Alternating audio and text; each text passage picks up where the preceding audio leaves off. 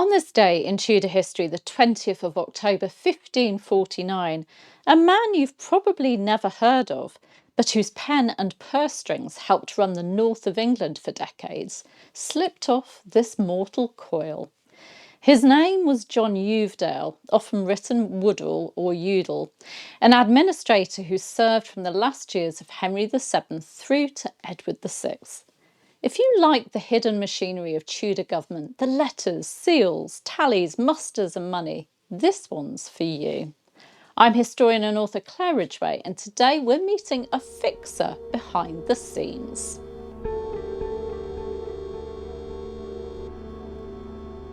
John Uvedale first appears in royal service in 1503 as a clerk in the Signet Office. That's the small, nimble secretariat that drafted the king's most immediate letters. By 1517, he'd been sworn Clerk of the Pells at the Exchequer, the official who records payments and receipts, a post confirmed again in 1520 after his predecessor's death. He kept that Exchequer office for life, even when deputies did the day-to-day work while he was away on northern business.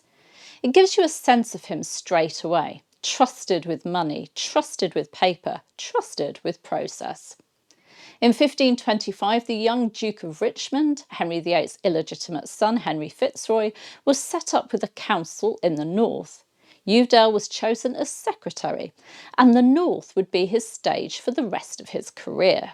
He stayed on when that council was reshaped after the Pilgrimage of Grace, serving as secretary to the re-established Council of the North and helping the Crown reassert order, examining seditious speech, surveying and receiving monastic surrenders, and sitting on commissions of the peace. For a brief striking moment, he stepped right into the glare of court. In 1533, Thomas Cromwell secured him the post of secretary to Queen Anne Boleyn. You'll sometimes see him styled the Queen's Secretary again in 1534 when he shares a lease of Dartmoor lead mines with Cromwell, proof that he'd become useful to the reforming inner circle. After Anne's fall and the Northern Crisis, he returned to Yorkshire, where his skills were most needed, but it tells you how highly he was regarded. The same man could serve the king's son in the north and the Queen at court. Like many capable Tudor officials, Uvedale wasn't just a functionary.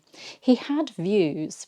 In 1538, he supported the total suppression of the monasteries, and in 1540 he urged Cromwell to order Bibles to be set up in cathedral and collegiate churches with seats and forms so people of all ages could read and study. That's a lovely little human detail. He wasn't thinking only of statutes and seals, but of where a reader would sit. And yes, like many officials, he made a home from the dissolution. Marwick Priory in the North Riding.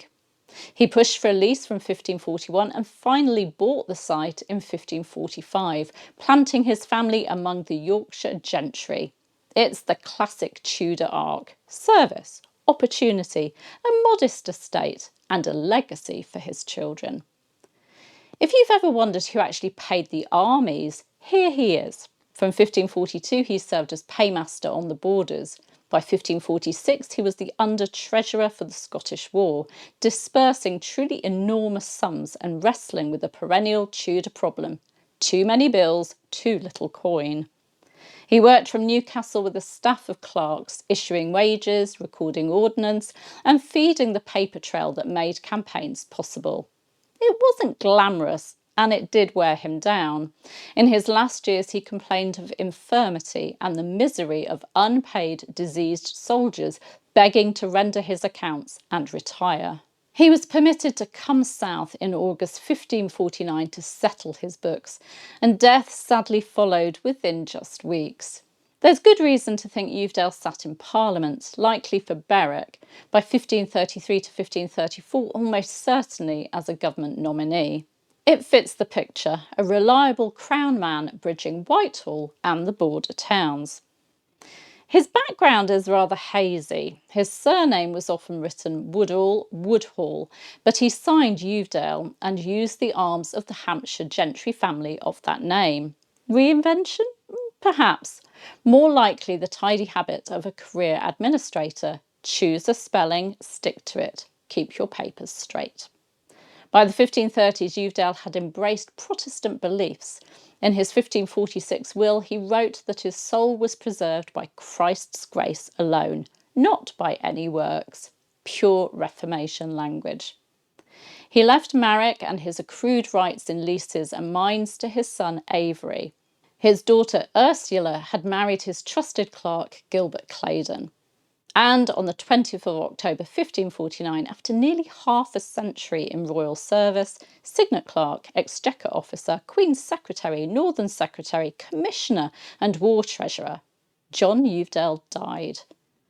I think Uvedale is a perfect reminder that Tudor England wasn't run only by dazzling courtiers and bloody generals.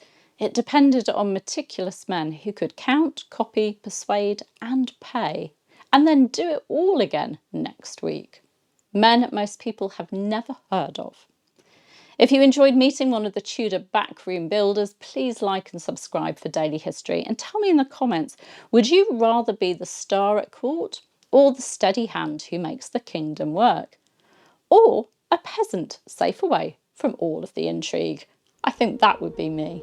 I'll see you very soon. Bye bye.